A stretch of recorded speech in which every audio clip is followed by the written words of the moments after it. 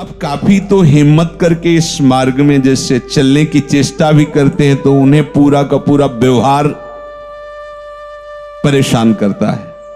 उनको लगता है वो देखो ऐसा कह रहे थे, वो अमुक ऐसा कह रहे थे, लोग क्या कहेंगे। कई तरह की उनके अंदर ऐसी वृत्तियां आ जाती हैं जो ये लक्ष्य भूल जाते हैं कि अब हमें जन्म मरण के चक्र में नहीं पड़ना। अब हमें जो भी कर्म प्रभु की प्रेरणा से होंगे वो केवल कर्तव्य पालन के लिए होंगे, उनसे हमें कोई लाभ की आकांक्षा नहीं, लाभ तो प्रभु की कृपा से होगा। ये बात अंदर बैठा लिए।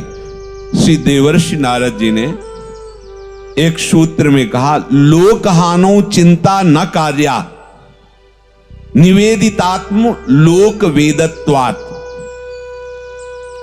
उपासक को चाहिए कि लोक हानि की चिंता को पहले तिलांजलि दे दे, तब इधर कदम रखे। लोग क्या कहेंगे ये बात हटा दीजिए।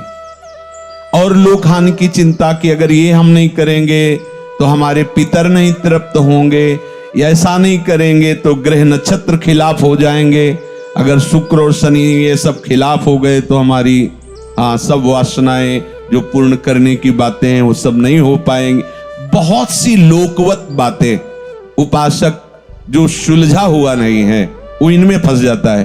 ठीक है, भक्ति तो करनी चाहिए, पर पितृ तर्पण और पिंडदान आदि करना, जैसे पितरों का समय, ये तो शास्त्रों में लिखा है ना। आगे के श्लोक में प्रभु स्वयं कह रहे हैं कि शास्त्र रूपी जंगल से जो निकल गया वही हमारा मार्ग पा पाता है।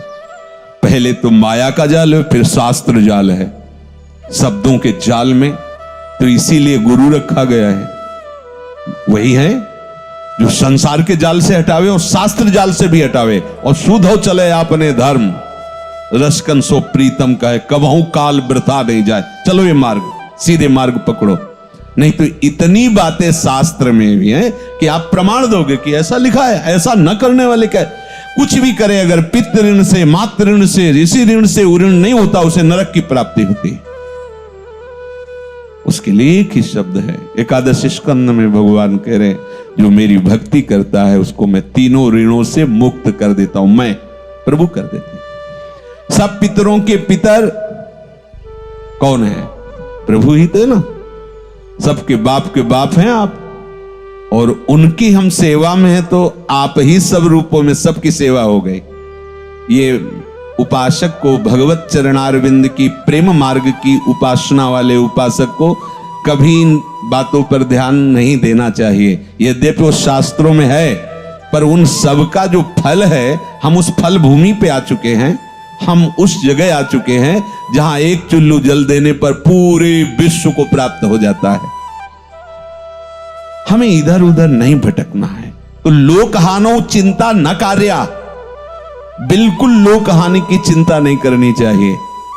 जो इस मार्ग का उपासक है, तभी आप उस क्षमता पे पहुंचेंगे जो जन्म बंधन से मुक्त कर देती है। वेदत्वात्, शास्त्रों के उन्हीं सिद्धांतों को केवल पकड़ना जो गुरु जी कहें। मेडिकल स्टोर में सब दवा ही होती है, लेकिन वो किसी एक मरीज के लिए नहीं होती है कि जो चाहे वो दवा ले ले। उसके लिए डॉक्टर चाहिए, और डॉक्टर आपको देख के कि आपके लिए कौन सी आवश्यक दवा रही वो देता है। ऐसे ही कहा गया है कि भगवत प्राप्ति गुरुमुख से होती है। सब शास्त्र हैं मेडिकल स्टोर, और हम जितने उपासक हैं सब मरीज हैं। पर हमारे लिए ये नहीं कि हम ऐसे गए मेडिकल स्टोर से खरीद के खा लें तो रोग चला जाएगा, नहीं। इसके लिए गुरुदेव रूपी डॉक्टर, सदगुरु वैद्य, वचन विश्वासा संयम यह न विषय के आशा, वो हमको बताएंगे कि तुम्हारे लिए ये दवा ठीक है, ये ले लो। अमुक शास्त्र का अमुक सूत्र ये आपके लिए है, सब नहीं है। सब छोड़ो, केवल एक सूत्र पकड़ो, चलो आगे। इसमें वर्णन करते हैं कि जो सब प्रकार के कर्मों को प्रभु के अर्पण कर चुका है, लोकहानो चिंता न कार्या निवेदितात्म लोक वेदत्वात्, लौकिक और वैदिक दोनों रीतियों से हमारा कोई संबंध नहीं। भगवत प्रेम मार्ग के उपासक को अब उसको बिल्कुल चिंता नहीं करनी, ना लोक की ना वेद की। अब केवल चिंतन करना है प्रभु का, और जो भी कर्म करने हैं प्रभु की आज्ञा पालन करने के लिए और प्रभु के लिए करने। आप जीवन मुक्त हो गए। बोले हमारा काम कैसे चलेगा? प्रभु चलाएंगे ना। आप देखना आप जो कर्म करके और उसके कर्ता भोक्ता बनते हैं उसका नियत फल है, और जो आप प्रभु के भरोसे पे चलते हैं उसका अनंत फल है। अनंत फल है। आप समझ नहीं पा रहे शास्त्र की भाषा को, कि अगर ये कर्म हम अपने लिए करते हैं तो उसका नियत फल है। सांगोपांग हुआ तो उसका फल उतना ऐसा आएगा, और कर्म में त्रुटि हो गई, कर्म पूरा भी नहीं हुआ और वो प्रभु के लिए, तो उसका अनंत फल होगा। उस त्रुटि की तरफ ध्यान नहीं दिया जाएगा, क्योंकि वो प्रभु के लिए किया। ये बड़ी खास बात है। न तद सिद्धौ लोक व्यवहारो हेय किंतु फल त्यागास तत्साधनम च कार्यमेव। उपासक को चाहिए कि जो आज्ञा हो शास्त्र की, गुरुदेव की, बस फल का त्याग करके, उसकी लाभ की आकांक्षा नहीं, बस मुझे उस कार्य को करना है, ये दिमाग में बैठा ले। पर ये नहीं बैठेगा, क्योंकि यहां तो अभी आपको समझ में आएगा, जहां बाहर गए तो आपका घर, आपका मकान, आपकी दुकान, आपका परिवार, आप भोगता, आप करता, यही चल रहा है, यही अंदर चल रहा है। ये नहीं आता कि नाथ सकल संपदा तुम्हारी, मैं सेवक समेत सुत नारी। जब तक हमें यह अनुभव न हो जाए कि मेरे हृदय में प्रभु बैठे हुए सब कार्य कर रहे हैं, तब तक कहीं हमारी भोग वासना फंसा न दे। इसलिए आज्ञा के अंतर्गत ही रहना चाहिए। ये कृपा का मार्ग है, जो भागवतिक है, ये कृपा का मार्ग है। आप लड़खड़ाते हुए भी अगर वहीं खड़े रहे, अगर वहां गिर भी जाते हो तो आप देखना, आप गोद में होगे, जमीन में नहीं होगे। इतना कृपालु है हमारा आराध्य देव। पर इसमें खड़े होने की निष्ठा आप में होनी चाहिए। खड़े होने का तात्पर्य यही है कि आपके सिवा अन्य नहीं। बड़ा अमृतमय मार्ग है, बड़ा अमृतमय मार्ग। पर प्रभु कह रहे हैं कि जब तक तेरी बुद्धि मोह से युक्त है तब तक तू मेरी बात नहीं समझ पाएगा। यदा ते मोह कलिलम बुद्धिर्व्यतितरिष्यति तदा गंतास्य निर्वेदम श्रोतव्यस्य श्रुतस्य च। जिस समय तेरी बुद्धि मोह रूपी दलदल से भली भांति तर जाएगी, उसी समय सुने हुए और सुनने में आने वाले, भोगे हुए और भोग में आने वाले समस्त विषयों से तुझे वैराग्य हो जाएगा। तभी माना जाएगा कि आपके अंदर विवेक जागृत हो गया, सत्संग सफल हो गया। बिनु सत्संग विवेक न होई, राम कृपा बिनु सुलभ न सोई। होए विवेक मोह भ्रम भागा, तब सब विषय विलास विराग। एक क्रम है। मोह से हम कब जग गए, कैसे जाने?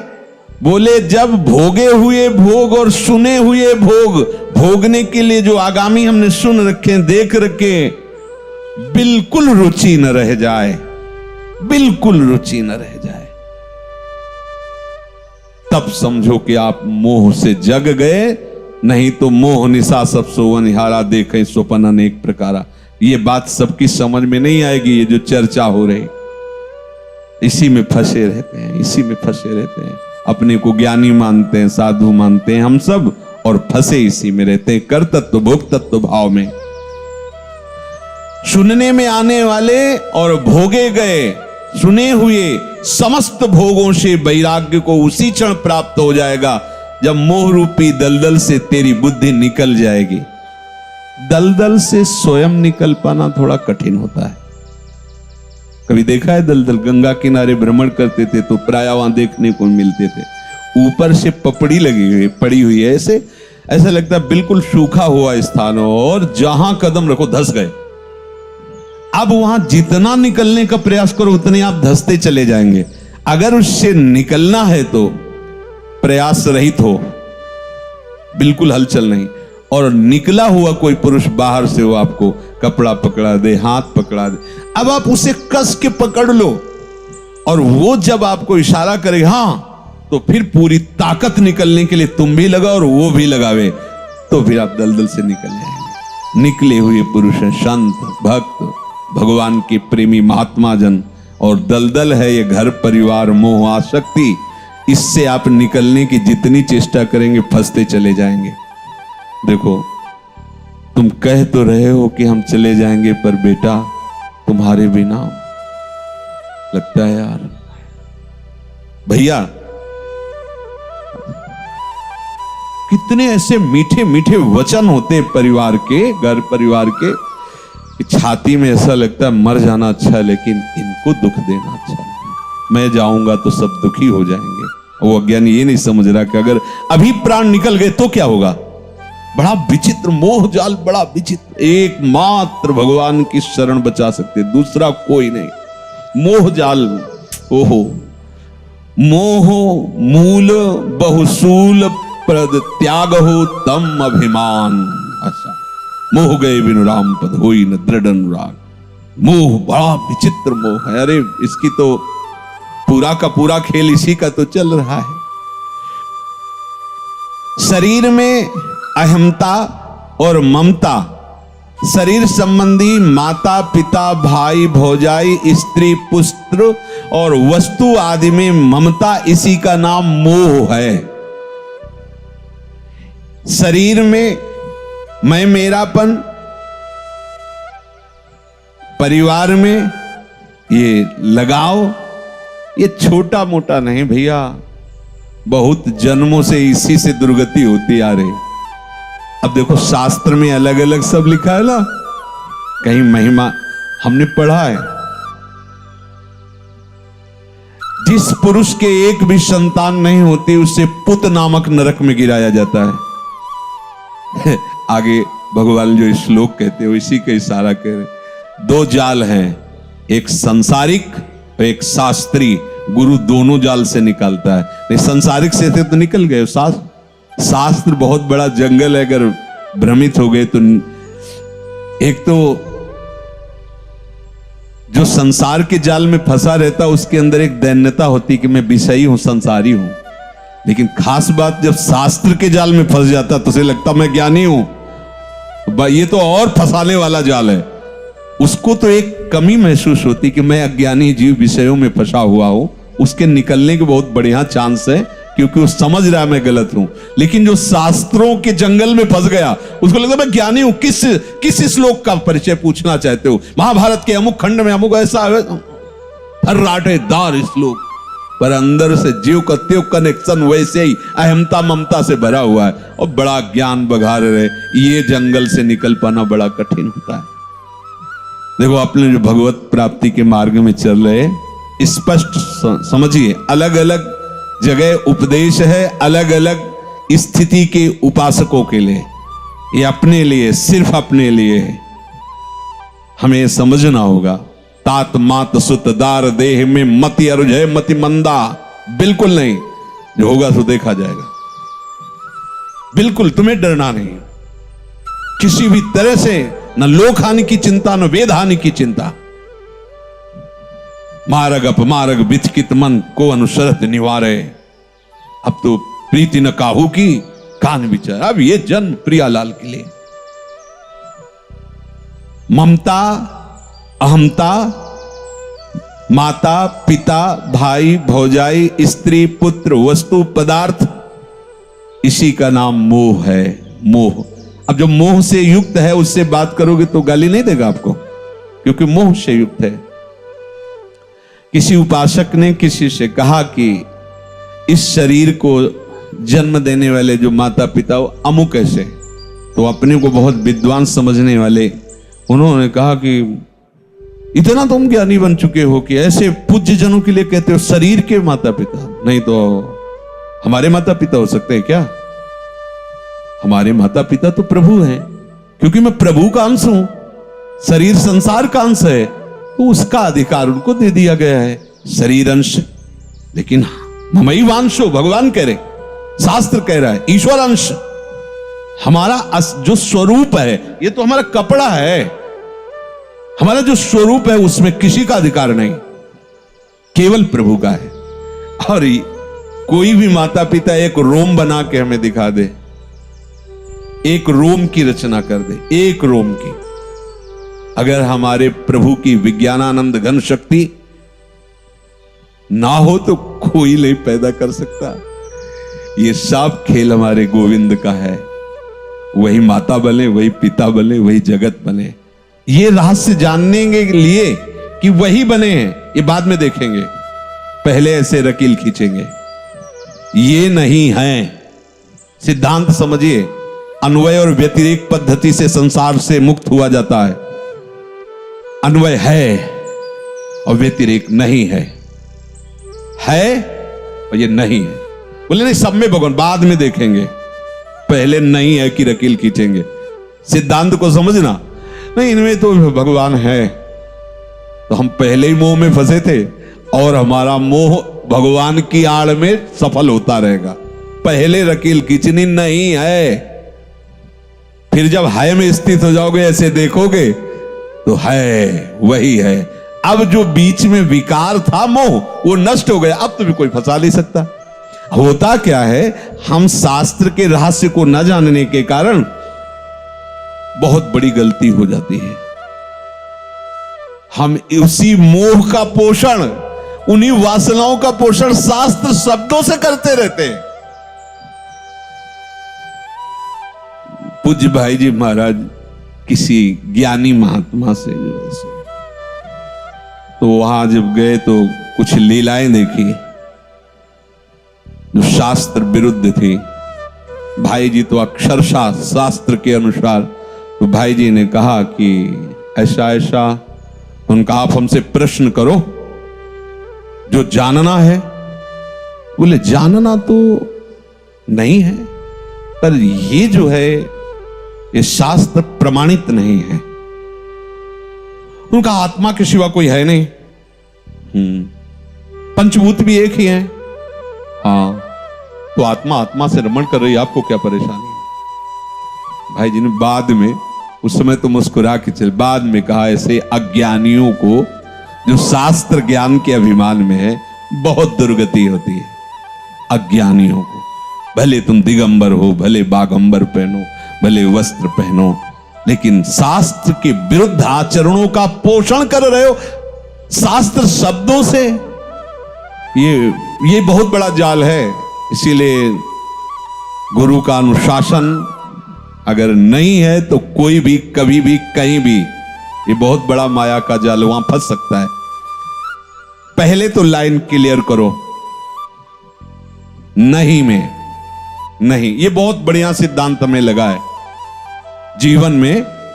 ये सिद्धांत, अगर हम ये सिद्धांत सीधे आरोपित करते हैं तो बात सफल नहीं हो पाती, क्योंकि वो ज्ञान विशुद्ध हुआ नहीं, वो भक्ति आई नहीं, और वही शब्द की आड़ में अपनी वासनाओं का पोषण होता रहता है।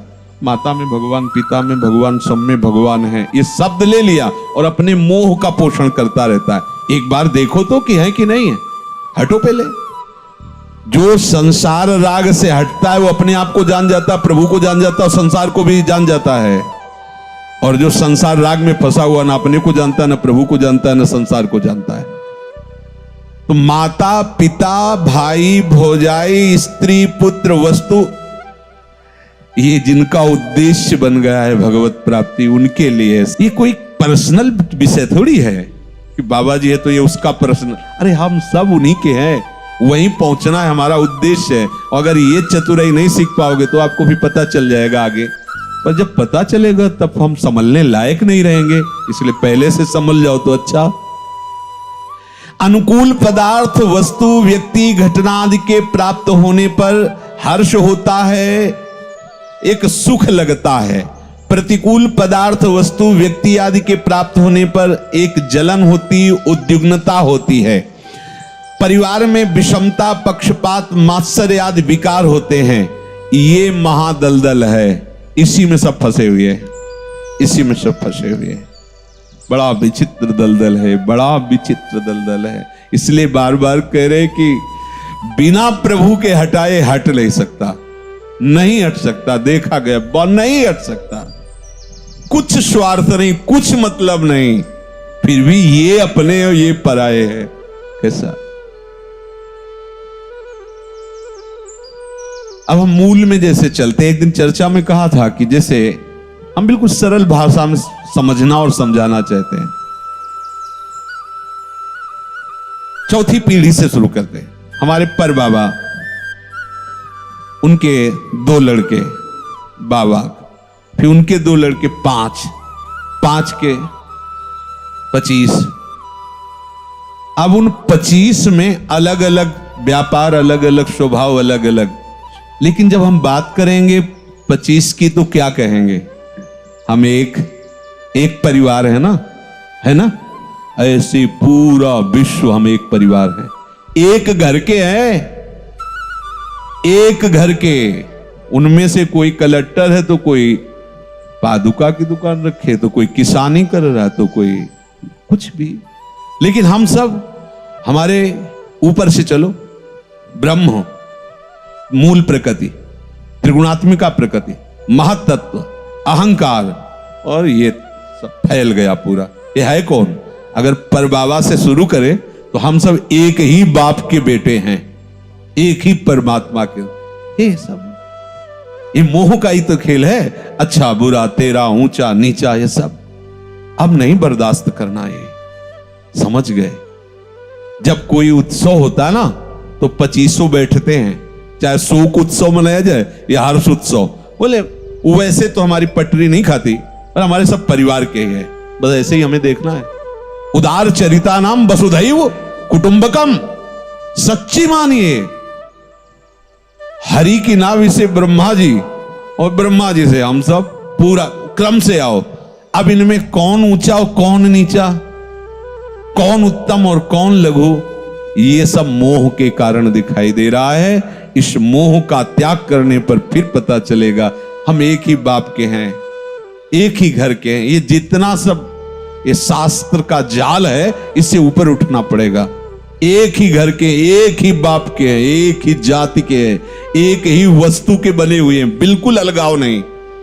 स्वभाव कर्म के अनुसार अलग अलग। एक है कलेक्टर बना हुआ, तो एक है किसान है, एक है व्यापारी है, एक ऐसे, पर है सब एक का ही। ऐसे कोई आचरणों से बुरा तो राक्षस, आचरणों से दैव तो दैवी देवता आदि, आचरणों से तो मनुष्य आदि, लेकिन है सब एक ही पिता के।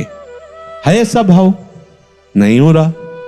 एक छोटे से घर को अपना मान लिया, 4 व्यक्तियों को अपना मान लिया, शेष फैला दिया परायापन, लड़ाई झगड़ा शुरू, मान अपमान, निंदा स्तुति। यह है मोह कलिल, दलदल, जिस कलिल में फंस करके हमारी दुर्गति होती चली आ रही। अब हट स्पष्ट शब्दों में कह रहे, शरीर में अहमता, शरीर में ममता, शरीर के संबंध, माता पिता भाई भौजाई स्त्री पुत्र वस्तु, इसी का नाम है मोह। बहादुर हो हट के दिखाओ, मोह से हटो। जगह जगह बार बार सभी उपदेश दे, और यही फंसे हैं। चाहे जितना उपदेश हो, यही मैं, मेरा, तू, तेरा, ये सब का सब कलिल है, दलदल है। इस मोह रूपी दलदल में जब बुद्धि फंस जाती है तो ये परमार्थ की बात वो सोच भी नहीं सकता। बस इतना ही है, कमाओ खाओ, लड़का बच्चा परिवार, वो इतना ही समझता है। इसके बाद जो दुर्दशा का समय आता है, फिर अब खो गया मनुष्य जीवन। अब पता नहीं कब अवसर आवे।